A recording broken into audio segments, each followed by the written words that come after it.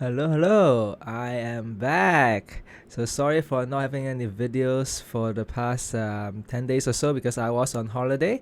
But now I'm back, and to be honest, there hasn't been that much, it's a gradual change over the past 10, 11 days in terms of the meta. So from now on, I'll probably do one meta analysis video maybe every 3 4 days or so, just because there isn't much of a new updates in terms of the meta changes relatively slowly these days as people slowly get into the end game build. And yeah, so today, yes, back at another video of Axie Origins Season 1 meta analysis. I think it's day 27 or something, but doesn't matter at this point.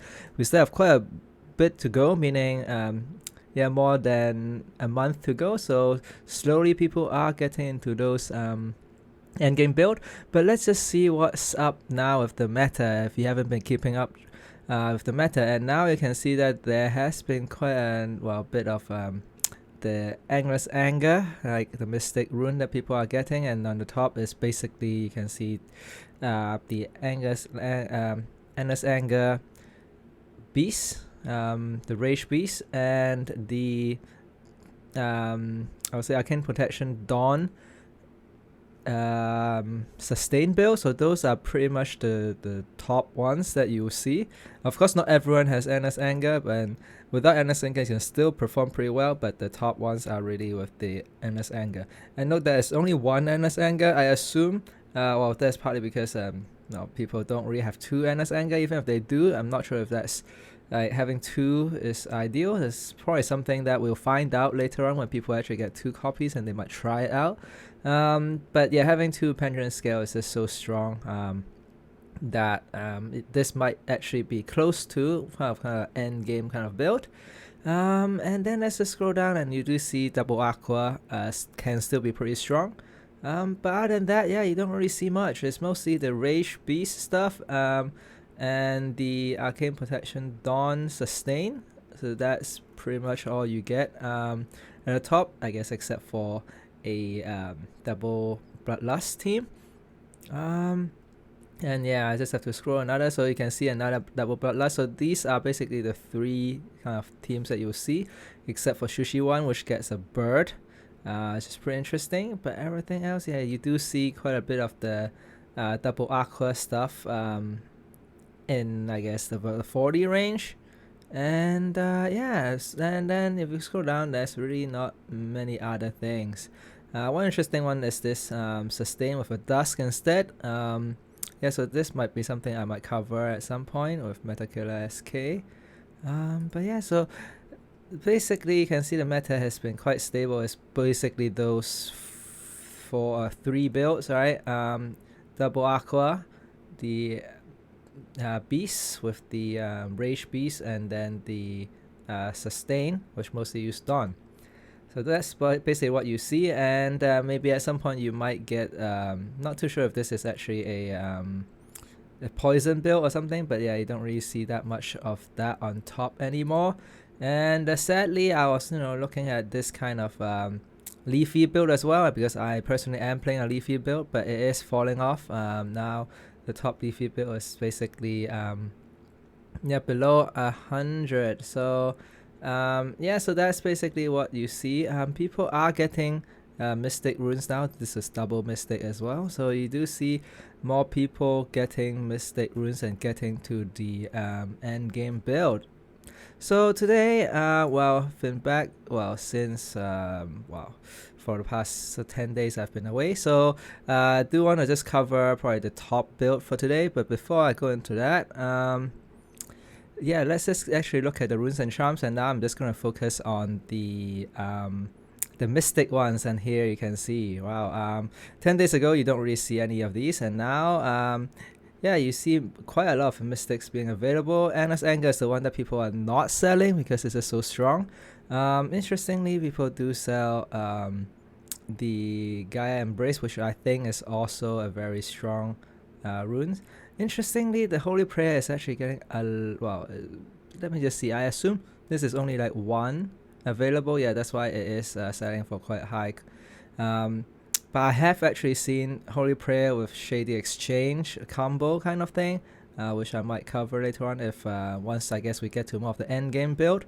Yeah, but you can see that it is well, all of the Mystic runes are pretty expensive, probably except for the Shady Exchange.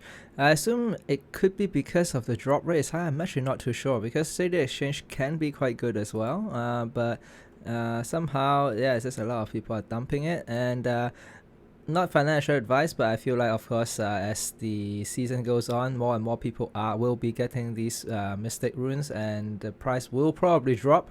But of course, it depends on when you want to get these if you haven't got it yourself. Yeah, so let's look at the charms. And for the charms, it is quite interesting that there are well, pretty much all of them are available except for a few. But then there are some that are not very high in terms of cost. So for example, this one, the Flamengo Hammer, only goes for 20. Which of course I agree that it is a bit weak, because what it does is that it just gives fragile for either 4 or 2 turns, depending on if it's single attack or AoE. Yeah, which fragile is probably the weaker ones compared to the weak and the bleed and so on.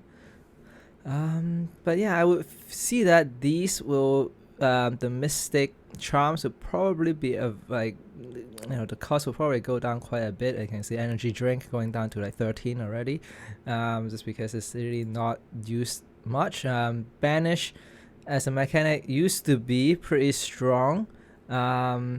I think early on, well, early when I say early, I mean like season alpha or something, right? There's been some banish build, so you can cycle your deck a lot faster, and then but I think that got nerfed quite a bit, and not many people are using those. So sometimes it's, yeah, just some of the Mystic charms and runes might not be the best in terms of power level.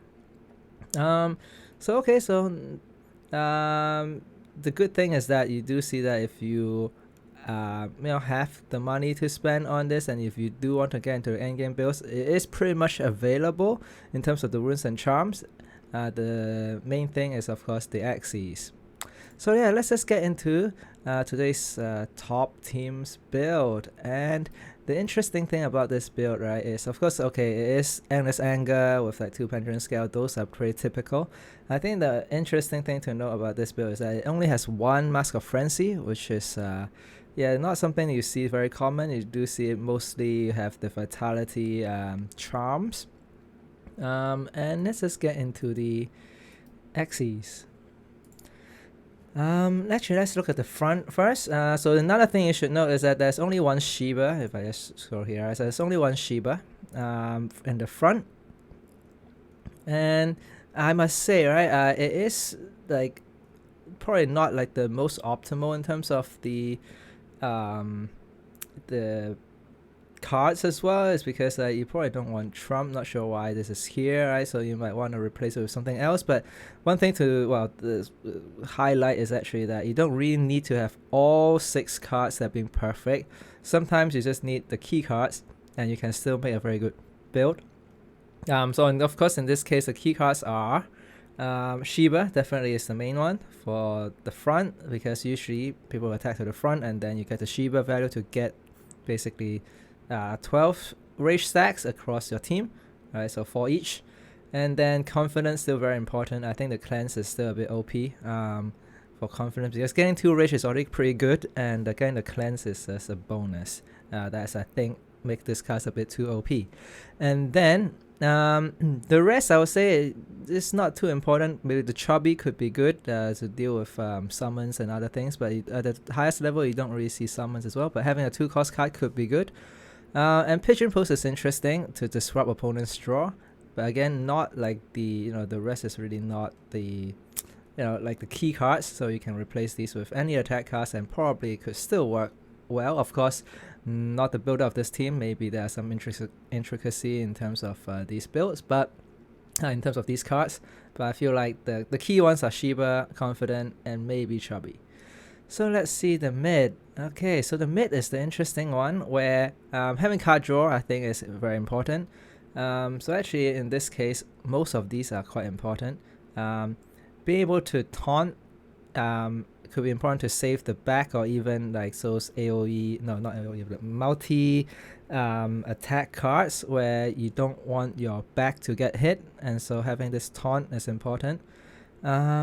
The card draw is also important, because when you get to your free remote, you do get 1 extra energy, and having extra card is important, especially if you have so many 0 cost card here, and that's why having 2 cost card could also be important. And then I would say actually these 3 are, I won't say a must, but it is like what makes this works, in the sense that you have Innocent Lamb, which basically turns into another skill card, which you can choose Confident or Quarantine depending on the scenario, meaning you can have an extra energy, so this gives you an extra energy, or you can just get to gives you 2 rage stat, which might get you to the free remote and then do the burst damage. So I would say the 3 cards, the 3 0 cost card definitely are the key, and then the hero drawing the card is probably quite important. Having a 2 cost card always good. And very efficient as well, to be honest. 2 costs deal 150 damage. Of course, with rage stacks, it actually stacks up a bit more as well, despite the recent balance changes, the nerfs with the rage with AoE, but still very strong. And Eggshell is just, I think, good to redirect and keep your other Axies alive. And then the back. Okay, the back. Oh, another thing that to note is that you don't really see little P's for the first 2 Axies, because usually, I won't say usually, but a lot of the build for this kind of Fury Rage Beast build is that they do run a lot of basically all 3 little P's. But this build actually, interestingly, run the Chubby instead.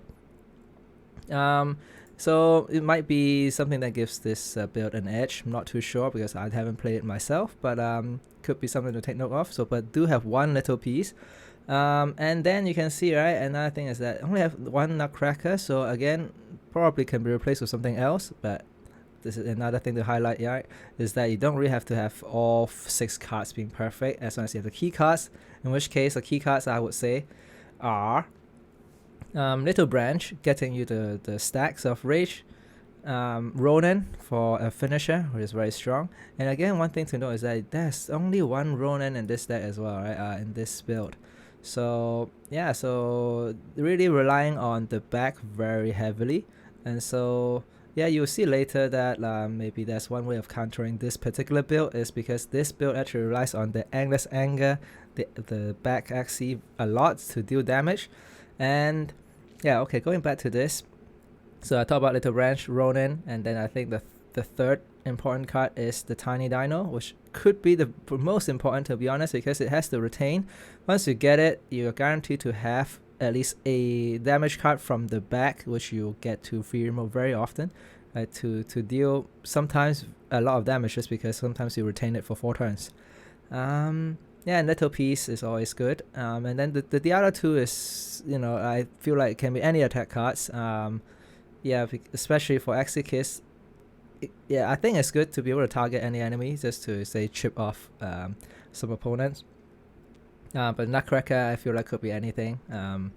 So yeah, so here is here is basically the build, and so let's just jump into the actual games and see how they go. And I think I'll probably choose the one that goes against more double aqua kind of thing. Let me just see which is the best. Okay, let's just watch this match and see how this goes. Okay, let's pause the video here and let's really look at the runes and charms and everything. But first, of course, for those of you who are not actually familiar with Endless Anger, yeah, I forgot about that solo part, right? So you can only run Endless Anger you can only run 1 of these, so that's why you don't see 2 Endless Angers, because it's solo. Yeah, completely forgot about that, sorry about that. Yes, but what it does is that solo means can only have 1 of these charm for your whole team, which probably makes sense in a way, because this is so OP as it is. And so what it does is that it gains 2 rage stack when your turn starts, so meaning every turn you get 2 rage stacks. And on top of that also, right, the rage gives 3 bonus damage. so it grants 3 as opposed to 2. Yeah, so it's definitely a very strong rune. I feel like even without this grant 3 bonus damage, it could still be very strong. So you might see that nerf at some point next season, but probably not this season. And you can see in terms of the charms, there is only 1 Mask of Frenzy for this whole entire build, which is, I would say, the interesting part about this. And there are 2 attacks, which attack runes, is because these 2 are the ones that you really use very often. And Tiny Dino usually is a what do you call it, overkill anyway, and also of course you only have 1 reptile, so you just want to get the vitality there. And then for the rest, it's really just vitality, nothing too exciting. Yep, so that's because you do want the front 2 to survive long enough that then the back can deal the damage. Okay, let's just see what the opponent's team is. Okay, so it's a pretty standard Beast Aqua kind of build with 1 free energy here. So only 2 free energy in this case, right? Do have a lot of bubbles, so usually you see, right? Actually, yeah, only 4 bubbles. That's quite a lot. Yep. So the interesting part is actually this one. Instead of having I guess Nemo, you do have this instead. This Navigai, which you don't really see that often, but it allows you to bypass the front. You hit the front and then it will apply stealth, then you can hit the mid. So yeah, let's just see how this one goes.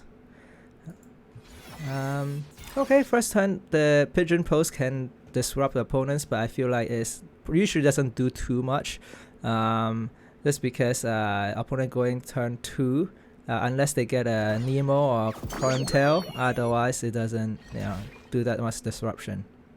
But opponent already getting 2 stacks of bubble, but I guess a bit unfortunate that getting all 3 bubble cards at the same turn. And yeah, so you can see like having the sheep at the front allows you to do this kind of thing where you already have 8 stacks at the back already, so that's pretty insane, I would say. And unfortunate for the opponent as well, didn't get into either the Nemo or the current tail to finish off, and now it's already at free remote. Crazy. And then it's still stacking up more, and yeah, now you can see that because of the free remote you do have way more energy than you have, and probably gonna save this, right? I would assume. Okay. And then the opponents do get to the bubbles, but at this point probably a bit late in the sense that I couldn't manage to KO any of these with the eggshell. Very strong as well, because the eggshell, you can see, allows both of these to survive, which of course is the ideal case because you do want to use your Axie's card as opposed to the revenge card. This is an interesting turn, is because instead of using the confident again to the fury mode, decide to keep it. This is what Endless Anger allows you to do, right? Because you only have 1 card, so decide to keep that instead of going the fury mode straight away and deal the extra damage. So I must say, if I play, I probably would have just get in the fury mode, deal extra damage, but of course if you play this team long enough, then you know, yes, keeping it, and once you get to the point where you really have all of your this Axie's cards with this turn, you can really just do a lot of damage. Interestingly, not able to finish off. I'm not sure if I guess the sequencing, but in this case it doesn't matter too much. It's because the opponent can't really deal enough damage for the KO. Could be pretty close, but because Endless Anger doesn't take extra damage as opposed to the other beast runes, and so this allows this beast to survive and finish off the job. So I would say the opponent gets pretty close as well. If they actually had better draw, maybe it could be could turn out differently, but at this point you can see it's Endless Anger allows you to very consistently get into fury mode very easily. Okay, let's just look at another match and see how this one goes. Let's look at this one. So this is one demonstration of probably how you might potentially beat this kind of thing, or the weakness of this particular Fury Beast build, because it does rely on having the Endless Anger Beast to survive. So let me just pause here and see, right? So these should pretty much be the same. But the interesting one is actually the opponent's team, where you can see that the opponent, okay, let me just go to the front first. This one has a bit of disruption with Tiny Turtle, so it should be good. And also 1, 2, so 2 free energy card, 3. But I think the interesting one, which sets this particular build apart, is the Pokey, which allows you to basically taunt the opponent. But yeah, this is actually interesting. Okay, I would have thought that they would put a Sun Charm or something, but in this case, but to be honest, the Rocket Charm was the best on here. But they, of course, being the only beast card, they can only put one potential points. So that's why you just have to, in this case, rely a bit on luck in terms of which target you hit into.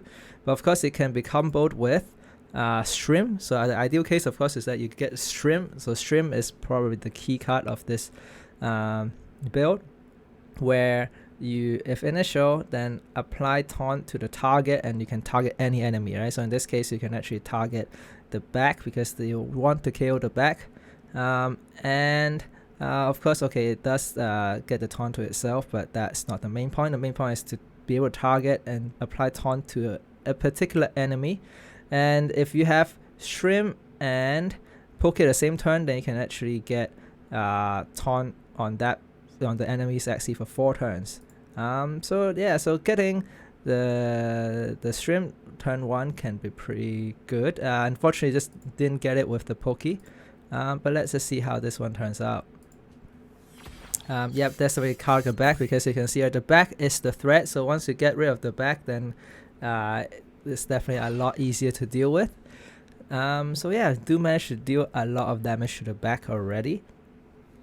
And yeah, also denying the Shiva value as well, and in this case, well, still managed to get to 6 stacks. And I think this is a very lucky one, targeting the back, because I think it is a third of a chance, I think, but I think this basically is the key turn where the RNG yeah, allows the opponent to get the back Axie to a very low.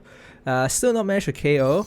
So still pretty close, I would say. If yeah, Shiny Shen can keep the back alive, it could still be very strong. And oh, the other thing is this Oranga can be pretty good against Rage build, just because you can basically remove their Rage. So that is basically how well, another way in which you can deal with this. But of course, the Oranga doesn't do too much because it only deal with one particular Axie, but usually it's the back that does the damage.